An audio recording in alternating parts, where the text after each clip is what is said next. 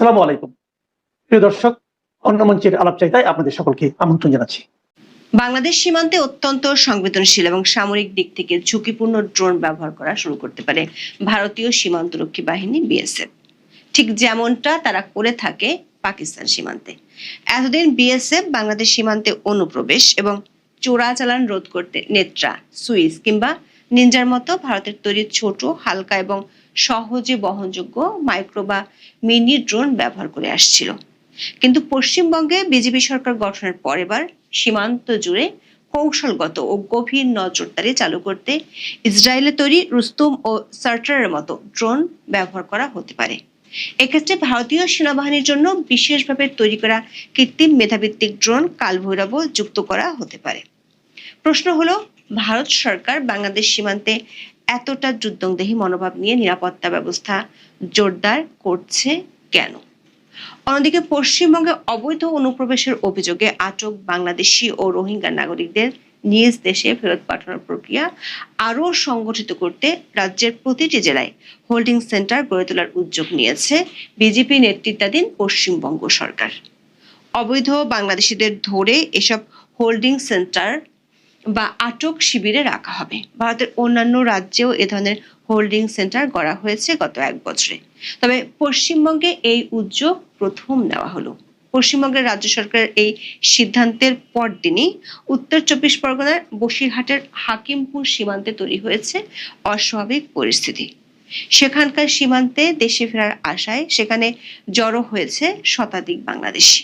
বিস্তারিত জানতে চলুন যাওয়া যাক বিশ্লেষণে। এতদিন পাকিস্তান ও বাংলাদেশ সীমান্তে ভারতের নিরাপত্তা ব্যবস্থা ছিল সম্পূর্ণ ভিন্ন। দুই সীমান্তের ভূপ্রকৃতি, রাজনৈতিক সম্পর্ক এবং ভারত যে ধরনের ঝুঁকির মুখোমুখি হতো তার উপর ভিত্তি করে ভারত সরকার দুই সীমান্তে ভিন্ন কৌশল, ভিন্ন সমরাস্ত্র এবং ভিন্ন মাত্রার কড়াকড়ি আরোপ করত। দুই সীমান্তে ভারতের বর্ডার সিকিউরিটি ফোর্স বা বিএসএফ নির্দিষ্ট কিছু মডেলের দেশীয় ও আমদানিকৃত ড্রোন এবং অ্যান্টি ড্রোন সিস্টেম ব্যবহার করে আসছে। ভারত সরকার বর্তমানে দুই সীমান্তে স্মার্ট বর্ডার প্রকল্প বাস্তবায়ন করছে। সংবাদ সংস্থা পিটিআই লিখেছে, এই স্মার্ট বর্ডার প্রকল্পে প্রযুক্তি, ড্রোন, রাডার এবং স্মার্ট ক্যামেরা ব্যবহার করা হবে, যা একটি দুর্ভেদ্য সীমান্ত তৈরি করতে সাহায্য করবে। বিডি নিউজ 24 এর খবরে বলা হয়েছে, বাংলাদেশ ও পাকিস্তানের সঙ্গে থাকা ৬,০০০ কিলোমিটার সীমান্তকে সম্পূর্ণ দুর্ভেদ্য করতে স্মার্ট নিরাপত্তা গ্রিড বা স্মার্ট ওয়াল নির্মাণের ঘোষণা দিয়েছে দেশটির কেন্দ্রীয় স্বরাষ্ট্রমন্ত্রী অমিত শাহ। অমিত শাহ সম্প্রতি দেশটির সীমান্তরক্ষী বাহিনীর এক অনুষ্ঠানে এই ঘোষণা দিয়েছেন।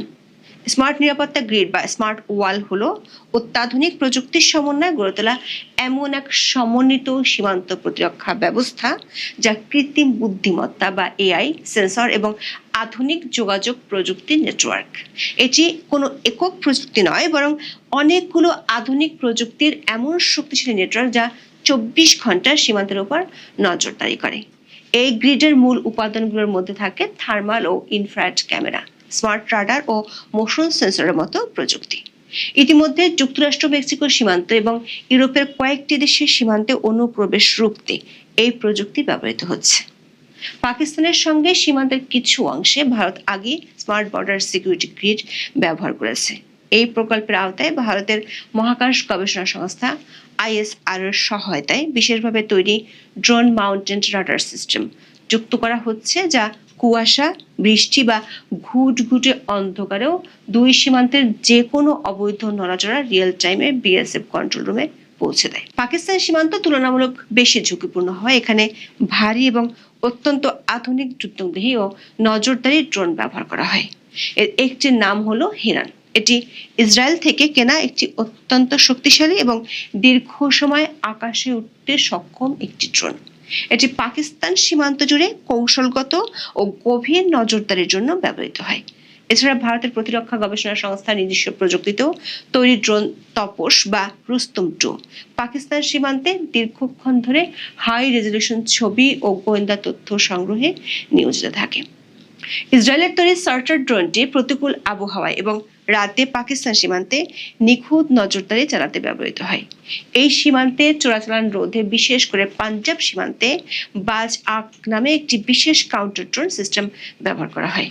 এটি দিয়ে পাকিস্তান থেকে আসা চোরাচালানি ট্রেনগুলোকে মাঝ আকাশে জ্যাম বা ধ্বংস করে দেয়। অন্যদিকে বাংলাদেশ সীমান্তে এতদিন অবৈধ অনুপ্রবেশ এবং চোরাচালান রোধ করতে মূলত ভারতের তৈরি ছোট, হালকা এবং সহজে বহনযোগ্য মাইক্রো বা মিনি ড্রোন ব্যবহার করা হতো। যেমন হালকা কোয়াডকপ্টার ড্রোন, নেত্রা ও ট্যাকটিক্যাল ড্রোন সুইচ ব্যবহার করা হচ্ছে। এছাড়া ইমার্জেন্সি নজরদারির জন্য নিনজা ড্রোন ব্যবহার করা হয়। সূত্রগুলো বলছে, পাকিস্তান সীমান্তে যে ধরনের সামরিক ড্রোন ব্যবহার করা হয় সেগুলো এখন থেকে বাংলাদেশ সীমান্তে ব্যবহার করা হবে। দুই সীমান্তের জন্য ভারত সরকার নতুন একটি ড্রোন তৈরিরও উদ্যোগ নিয়েছে। ভারতীয় সেনার বহরে সামিল হতে চলা পাইলটবিহীন এই ড্রোনটির সাংকেতিক নাম হলো কালভৈরব। এর নকশা তৈরি করেছে বেঙ্গালুরুর flying West defence and aerospace বা FWODA। সম্প্রতি একটি বিবৃতিতে বেসরকারি প্রতিরক্ষা সংস্থাটি জানিয়েছে, কালভৈরব এর বাণিজ্যিক উৎপাদন হবে পর্তুগালের ওই সংস্থাটির নাম স্কেচ পিক্সেল LDA। চতুর্থ প্রজন্মের মার্কিন লড়াকু জেফ F-16 যাদের তৈরি যন্ত্রাংশ ব্যবহার করা হচ্ছে। ভারতীয় সামরিক সরঞ্জাম নির্মাণের ইতিহাসে এই ঘটনা প্রথম। কালভৈরব মাঝারি উচ্চতায় 30 ঘন্টা ভেসে থেকে 3000 কিলোমিটার উঠতে পারে। সাথে 5 কেজি বিস্ফোরকও বহন করতে পারে কালভৈরব। মূলত একসঙ্গে ঝাঁক বেঁধে হামলা চালিয়ে শত্রুকে ছত্রভঙ্গ করে দেওয়ার উদ্দেশ্যে এর নকশা তৈরি করেছে বেঙ্গালুরুর সংস্থাটি। পশ্চিমবঙ্গ সহ বাংলাদেশের সীমান্ত অঞ্চলগুলোর নির্বাচনে বিজেপি একচেটিয়াভাবে জেতার পর সীমান্তে শুধু কড়াকড়ি আরোপ করেছে, সাথে নিচ্ছে এমন যুদ্ধংদেহী মনোভাব। প্রশ্ন হলো কেন? দেশের কেন্দ্রীয় স্বরাষ্ট্রমন্ত্রী অমিত শাহ মনে করেন, বর্তমান পরিস্থিতিতে শুধু প্রচলিত পদ্ধতির উপর নির্ভর করে সীমান্তে নিরাপত্তা বজায় রাখা সম্ভব নয়। সেই কারণে আধুনিক প্রযুক্তিকে কাজে লাগিয়ে সীমান্ত পাহারায় নতুন কাঠামো তৈরি করছে ভারত। সে কারণে নির্বাচনের আগে দেওয়া ঘোষণা অনুযায়ী এরই মধ্যে বাংলাদেশ সীমান্তে কাঁটাতারের বেড়া দেওয়ার জন্য পশ্চিমবঙ্গ সরকার BSF এর কাছে জমি হস্তান্তর প্রক্রিয়া শুরু করেছে। শিলিগুড়িতে 120 একর জমি দিয়েছে, সাথে চালু করেছে ডিটেক্ট ডিলেট ডিপোর্ট নীতি। মানে ভারতে বাংলাদেশ থেকে অবৈধ অনুপ্রবেশকারীদের ধরে পুলিশ BSF এর কাছে হস্তান্তর করবে, BSF তাদের তুলে দিবে বাংলাদেশের সীমান্তরক্ষী বাহিনী BGBর কাছে। অভিযানে যেসব অবৈধ অনুপ্রবেশকারী বিশেষ করে বাংলাদেশি ও রোহিঙ্গারা ধরা পড়বে তাদের আটক রাখার জন্য পশ্চিমবঙ্গের প্রতিটি জেলায় হোল্ডিং সেন্টার বা আটক শিবির তৈরির নির্দেশ দিয়েছে পশ্চিমবঙ্গ সরকার। জেল থেকে সাজার মেয়াদ শেষে ছাড়া পাওয়া যেসব বিদেশি নাগরিকরা নিজ দেশে প্রত্যর্পিত হওয়ার জন্য অপেক্ষায় রয়েছেন তাদেরও ওই সব হোল্ডিং সেন্টারে রাখা হবে। BBC বাংলার খবরে বলা হয়েছে, গত সপ্তাহের শেষে রাজ্য পুলিশের কাছে পাঠানো একটি সরকারি নোটে নির্দেশ দেওয়া হয়েছে, বেআইনিভাবে দেশে বসবাসরত বাংলাদেশি ও রোহিঙ্গাদের প্রত্যর্পণ পদ্ধতি সংক্রান্ত যে নির্দেশ গত বছর কেন্দ্রীয় স্বরাষ্ট্র মন্ত্রণালয় দিয়েছিল সেই পদ্ধতি মেনে প্রতিটি জেলায় আটক হওয়া বিদেশিদের জন্য হোল্ডিং সেন্টার করতে হবে। কেন্দ্রীয় স্বরাষ্ট্র মন্ত্রণালয়ের ওই নির্দেশ মেনে ভারতের অন্য অনেক রাজ্যে হোল্ডিং সেন্টার গড়ে তোলা হয়েছে। সেখানে বাংলাদেশি এবং রোহিঙ্গা যারা অবৈধভাবে ভারতে বসবাস করছেন বলে সন্দেহ এমন অনেক মানুষকে আটক করে রাখা হয়। কালার কণ্ঠের এক খবরে বলা হয়েছে, পশ্চিমবঙ্গের রাজ্য সরকারের ঘোষণার 24 ঘন্টা না পেরোতেই অনুপ্রবেশকারী সন্দেহে 12 বাংলাদেশিকে হোল্ডিং সেন্টারে আটক রাখা হয়েছে। মুর্শিদাবাদ ও মালদা এলাকায় চালুকৃত হোল্ডিং সেন্টারগুলোতে তাদের রাখা হয়েছে। 25 মে মালদার ইংরেজবাজার হোল্ডিং সেন্টারে আপাতত রাখা হয়েছে 9 বাংলাদেশিকে। আটকদের গাজল এলাকা থেকে চিহ্নিত করা হয়েছে। সন্দেহভাজন 9 বাংলাদেশের মধ্যে 3 জন মহিলা ও 6টি শিশু রয়েছে। এর আগে সোমবার সকালে মুর্শিদাবাদের সন্দেহভাজন 3 বাংলাদেশিকে আটকের খবর পাওয়া গেছে। এদেরকে লালগোলার পদ্মা ভবনের 3 তলায় চালু হওয়া হোল্ডিং সেন্টারে রাখা হয়েছে। BBC বাংলার খবরে বলা হয়েছে, পুশব্যাকের প্রথম ধাপই হলো এই হোল্ডিং সেন্টার। এদিকে এই হোল্ডিং সেন্টার চালুর খবর চাওয়া হওয়ার পর থেকে উত্তর 24 পরগনার বসিরহাটের হাকিমপুর সীমান্তে তৈরি হয়েছে অস্বাভাবিক পরিস্থিতি। গ্রেপ্তার এড়াতে বাংলাদেশে ফিরে যাওয়ার উদ্দেশ্যে ওই সীমান্তে জড়ো হয়েছেন শত শত মানুষ। চ্যানেল 24 এর খবরে বলা হয়েছে, 25 মে থেকে মূলত হাকিমপুর সীমান্তে বাংলাদেশে যাওয়ার জন্য অনুপ্রবেশকারীদের ভিড় দেখা গেছে। বাংলা নিউজের খবরে বলা হয়েছে, বাংলাদেশে ফেরার অনুমতি পেতে BSF এর চেকপোস্টের সামনে ট্রলি, ব্যাগপত্র এবং নারী ও শিশু সহ অপেক্ষা করছেন তারা। সীমান্ত এলাকায় কেউ প্লাস্টিক পেতে বসে আছেন, কেউ আবার লাইনে দাঁড়িয়ে রয়েছেন। একই দৃশ্য দেখা গিয়েছিল সোমবারও। সীমান্ত সংলগ্ন একটি ছাউনিতে প্রায় 100 জন বাংলাদেশি জড়ো হয়েছিলেন। বাইরে অপেক্ষায় ছিলেন আরো 30 থেকে 40 জন। এ বিষয়ে পশ্চিমবঙ্গের মুখ্যমন্ত্রী শুভেন্দু অধিকারীকে প্রশ্ন করেছিলেন সাংবাদিকরা। উত্তরে তিনি বলেছেন, জলদি জলদি ভাগো। দর্শক, জলদি জলদি ভাগো নীতির সাথে বাংলাদেশ সীমান্তে সবচেয়ে হাই প্রোফাইল ড্রোন জড়ো করতে যাচ্ছে ভারত সরকার। পরিকল্পনা হলো নিরাপত্তার জন্য পুরোপুরি অত্যাধুনিক যুদ্ধ সরঞ্জাম দিয়ে ভারতের চিকেন স্নেকের নিকটবর্তী সীমান্তকে মুড়ে ফেলা। এরই মধ্যে এসব এলাকায় পরিত্যক্ত 5টি বিমান ঘাঁটিকে সচল করা হয়েছে, এমনকি ভারতের ক্ষেপণাস্ত্র এনে মহড়াও দেওয়া হয়েছে। এখন পাকিস্তান সীমান্তের মতো হাই প্রোফাইল এআই ড্রোন যুক্ত করা হবে বহরে। সূত্রগুলো বলছে, দুটি খবর ভারত সরকারকে ভাবিয়ে তুলেছে। একটি হলো চীনের সহায়তায় তিস্তা ব্যারেজ প্রকল্পের কাজ করার কথা, অন্যটি হলো চীন ও পাকিস্তানের যৌথ প্রযুক্তিতে তৈরি জেভ-17 থান্ডার ব্লক 3 যুদ্ধ বিমান কেনার খবর। ভারতের নিরাপত্তা বিশ্লেষকদের একটি অংশের বরাত দিয়ে সাউথ চায়না মর্নিং পোস্টের প্রতিবেদনে বলা হয়েছে, বাংলাদেশের সামরিক শক্তিতে চীন পাকিস্তান যৌথ প্রযুক্তির যুদ্ধবিমান যুক্ত হলে তা ভারতের পূর্বাঞ্চলের সীমান্ত কৌশলে নতুন চাপ তৈরি করতে পারে। বাংলাদেশ জেভ-17 ব্লক 3 যুদ্ধবিমান সংগ্রহের দিকে যেভাবে এগোচ্ছে, তাতে আঞ্চলিক সামরিক ভারসাম্যে উল্লেখযোগ্য পরিবর্তন আসতে পারে বলেও তাদের ধারণা। এরই মধ্যে এই বিমানের একটি আধুনিক কম্ব্যাট সিমুলেটর বা প্রশিক্ষণ সরঞ্জাম গ্রহণ করেছে বাংলাদেশ বিমান বাহিনী। চায়না মর্নিং পোস্টের প্রতিবেদনটিতে বলা হয়েছে, ঢাকায় বাংলাদেশ ও পাকিস্তান বিমান বাহিনীর মধ্যে অনুষ্ঠিত প্রথম আনুষ্ঠানিক এয়ার স্টাফ আলোচনার পর এই সিমুলেটর হস্তান্তরের বিষয়টি সামনে আসে। পাকিস্তান বিমান বাহিনীর উচ্চ পর্যায়ের একটি প্রতিনিধি দল এই আলোচনায় অংশ নেয়, যেখানে চীন পাকিস্তান যৌথভাবে উন্নত যুদ্ধবিমান প্রযুক্তি ও প্রশিক্ষণ ব্যবস্থার বিভিন্ন দিক তুলে ধরে। দর্শক, জেভ-17 থান্ডার ব্লক 3 মূলত চীনের চেংদু এরোস্পেস কর্পোরেশন এবং পাকিস্তানের যৌথ উন্নয়ন করা একটি 4.5 প্রজন্মের যুদ্ধবিমান। এই যুদ্ধবিমানের ককপিটের আদলে তৈরি কম্ব্যাট সিমুলেটরটি পাইলটদের বাস্তব যুদ্ধ পরিস্থিতির মতো পরিবেশে প্রশিক্ষণ দেওয়ার সক্ষমতা রাখে। এতে রাডার পরিচালনা, অস্ত্র নিয়ন্ত্রণ এবং আধুনিক যুদ্ধ কৌশল অনুশীলন করা সম্ভব হয়। এতদিন বাংলাদেশ সীমান্তে ভারতীয় বাহিনী যে ধরনের সরঞ্জাম ব্যবহার করত, তাতে সামরিক বাহিনীর সরঞ্জামের উপস্থিতি ছিল না, যেটি আছে পাকিস্তান সীমান্তে। বাংলাদেশ সীমান্তে নিরাপত্তা নিয়ে ভারত যে নীতিগত সিদ্ধান্তে ব্যাপক পরিবর্তন আনার প্রক্রিয়া শুরু করেছে, তাতে সীমান্তে যে কোনো সময় উত্তেজনা ছড়ার আশঙ্কা বাড়ছে, এমনটাই মনে করেন বিশেষজ্ঞরা। এখন এ পর্যন্ত। ভারতের প্রধানমন্ত্রী নরেন্দ্র মোদী কি আঞ্চলিক রাজনীতির খেলায় নামলেন? নরেন্দ্র মোদীর সাথে মিয়ানমারের নবনির্বাচিত রাষ্ট্রপতি জেনারেল মিন অং লাইংয়ের 1 জুনের যে বৈঠক, সেটি কি কেবল কূটনীতি নাকি দক্ষিণ এশিয়ার রাজনীতি বদলে দেবার শুরু? রাজনীতির এই নতুন সমীকরণে কি চাপে পড়ছে আমেরিকা এবং বাংলাদেশ? আজকে এই বিষয়টি নিয়েই আলোচনা করব। এর সাথে রয়েছে বাংলাদেশের ভিআইপি অতিথি ডোনাল্ড ট্রাম্প নামের মহিষটির আপডেট। শেষ পর্যন্ত সাথে থাকবেন। এই জুন মাসের প্রথম সপ্তাহে আসলে ভারত এবং আফ্রিকার কয়েকটি দেশের একটি বৈঠক হবার কথা ছিল, কিন্তু আফ্রিকার বেশ কয়েকটি দেশে ইবোলা ভাইরাস ছড়িয়ে পড়ায় সেই বৈঠকটি স্থগিত করা হয়েছে এবং সেই বৈঠকটিতে আসলে মিয়ানমারেরও যোগ দেবার কথা ছিল। তো সেই জায়গায় সেই বৈঠকটি স্থগিত হবার ফলে মিয়ানমারের প্রেসিডেন্ট জেনারেল মিন অং তিনি আগামীকাল 30শে মে ভারতে আসবেন, 4 দিনের সফরে আসবেন এবং 1 জুন তার সাথে ভারতের প্রধানমন্ত্রী নরেন্দ্র মোদীর সাথে বৈঠক হবে। এই মিয়ানমারের রাষ্ট্রপতির আসন্ন ভারত সফর নিয়ে ইতিমধ্যেই ব্যাপক আলোচনা শুরু হয়েছে এবং বর্তমান পার্সপেক্টিভে জিওপলিটিক্যাল সিচুয়েশনে এই সফরটি অত্যন্ত গুরুত্বপূর্ণ। কেন গুরুত্বপূর্ণ? কারণ যে আরআইসির কথা কয়েকদিন ধরে বলছি, রাশিয়া, ইন্ডিয়া এবং চায়না, সেই আরআইসির সাথে এই ত্রয়ীর সাথে এখন দেখা যাচ্ছে যে মিয়ানমারও যুক্ত হয়েছে। এবং মিয়ানমার কেন এত ইম্পর্টেন্ট, কেন মিয়ানমারের দিকে আমেরিকারও কুনজর পড়েছে এবং বাংলাদেশকে ব্যবহার করে কেন সে মিয়ানমারে ঢুকতে চেয়েছিল, এর অন্যতম কারণ হলো রেয়ার আর্থ মিনারেলস।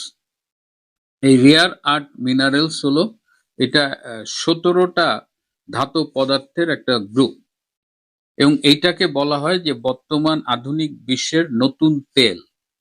আপনি প্রযুক্তি বলেন, সামরিক অস্ত্র বলেন, সবকিছুর তৈরিতে কিন্তু এটা লাগছে। এই যে ড্রোন, রাডার, যুদ্ধ বিমান, সাবমেরিন, সবকিছু তৈরিতে, ইভেন এই যে বৈদ্যুতিক গাড়ি, চিপস, কম্পিউটার, আর্টিফিশিয়াল ইন্টেলিজেন্স, সবকিছুর জন্য এই রেয়ার আর্থ মিনারেলসটা দরকার। এই রেয়ার আর্থ মিনারেলস, যেটাকে বাংলায় বলে বিরল খনিজ, এই বিরল প্রকৃতির খনিজটা আসলে অতটা বিরল নয়। এটা অনেক দেশে আছে, কিন্তু এটা ঘনত্ব কম থাকে, সুতরাং এটা উত্তোলন করাটা খুব ব্যয়বহুল, এবং যেহেতু ঘনত্ব কম, এটা উত্তোলনের পরে প্রসেস করতে হয়, পরিশোধিত করতে হয়, এবং যেটা আরো ব্যয়বহুল।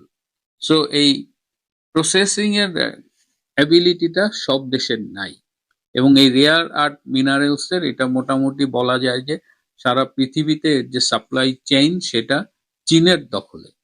যে কারণে ভয়টা যে চীন যদি কখনো এই মিনারেলস এক্সপোর্ট করতে বাধা দেয়, তাহলে বিশ্বের প্রযুক্তি এবং অন্যান্য বিষয়গুলো যেগুলো এই রেয়ার আর্থ মিনারেল দিয়ে তৈরি হয়, সেগুলো হুমকির মুখে পড়ে যাবে।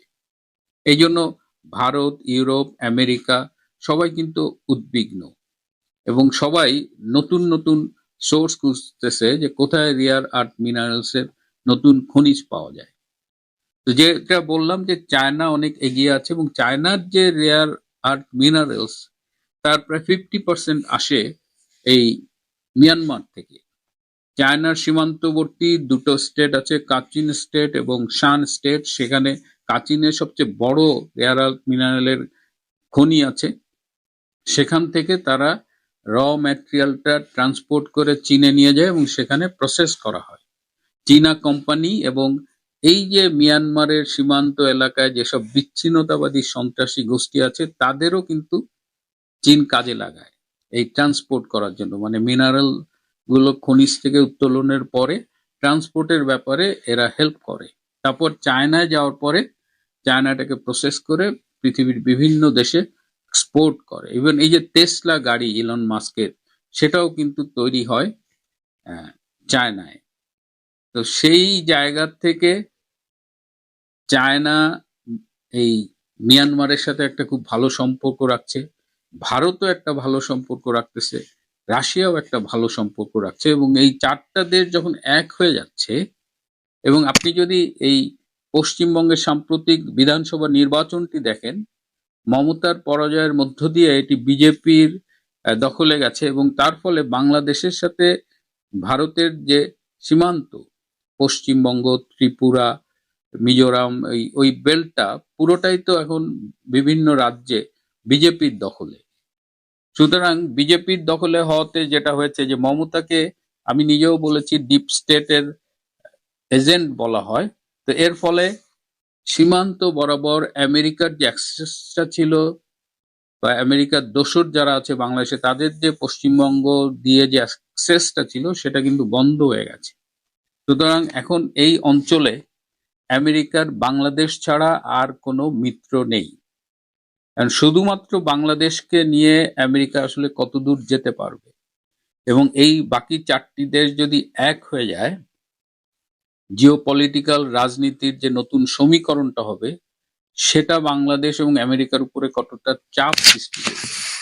এই কারণেই বিশ্ব কিন্তু তাকিয়ে আছে 1 তারিখে মোদি এবং জেনারেল মিন অং লাইং এর মধ্যকার বৈঠকটার দিকে, এবং ধারণা করা হয় যে এই বৈঠকে এই সম্পর্কগুলো নিয়ে আলোচনা হবে, রিসোর্স নিয়ে আলোচনা হবে, রিসোর্স শেয়ারিং নিয়ে আলোচনা হবে, এবং এর মধ্য দিয়ে একটি বার্তা বিশ্ব পাবে। এবং আমেরিকা কদিন আগে চীনে গেছে, চীন কিন্তু $1 ট্রিলিয়ন ইনভেস্ট করতে রাজি হয়েছে আমেরিকায়, কিন্তু এই সামরিক এবং কূটনৈতিক বিষয়ে তেমন কোনো শেয়ারিং এ যায়নি।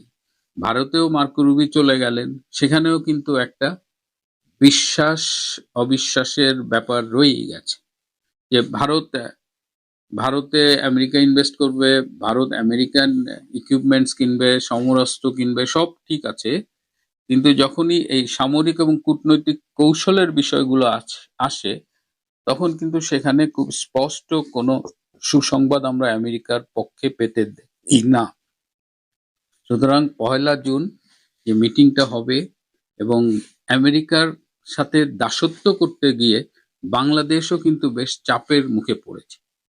বিগত সরকার, শেখ হাসিনার সরকার যেমন পররাষ্ট্র নীতিতে বিশ্বাস করতেন, সব দেশের সাথে বন্ধুত্ব, কারোর সাথে শত্রুতা নয়, এবং তার সরকারের সময় কিন্তু আমেরিকা বাংলাদেশে প্রচুর ব্যবসা করেছে, কিন্তু কোন দেশের কাছে তিনি দাসত্বের বা গোলামির চুক্তি সই করেননি, যেটা বাংলাদেশ আমেরিকার কাছে করেছে। এখন আমেরিকার দাস হয়ে বাংলাদেশ এই পরিবর্তিত জিওপলিটিক্যাল সিচুয়েশনে কোথায় থাকবে, এটা আসলে দেখতে হবে। এবার আমাদের ভিআইপি মহিষ ডোনাল্ড ট্রাম্পের আপডেট। ডোনাল্ড ট্রাম্পকে জাতীয় চিড়িয়াখানা আনা হয়েছে এবং যার ফলে মিরপুরের এই চিড়িয়াখানায় প্রচুর দর্শনার্থী আসতেছে।